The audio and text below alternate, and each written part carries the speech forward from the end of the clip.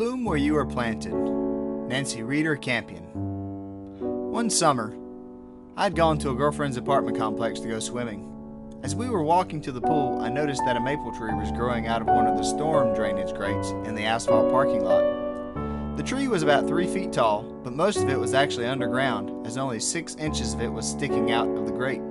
Now keep in mind that if given many years, maple trees end up growing very big and need a good bit of space. You might say that if they were dogs, they would be more like a German Shepherd instead of a Chihuahua. A Chihuahua is a small breed of dog.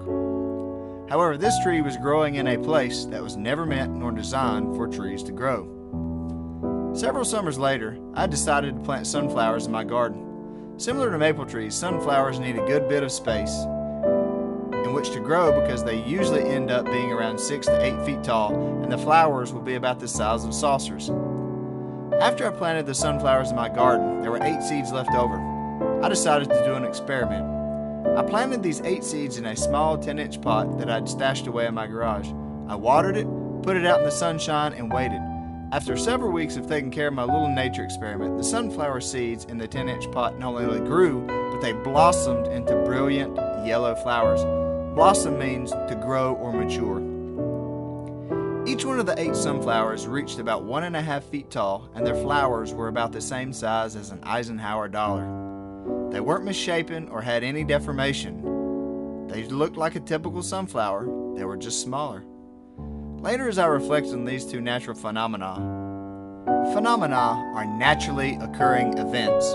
I realized that these plants, despite their less than ideal conditions, took the resources that were available to them and did the best they could at growing. Everyone in life is dealt a metaphorical hand of cards. Metaphorical means comparison to a story. Regretfully, not all of those hands are equal. Some of them are really good, some are mediocre.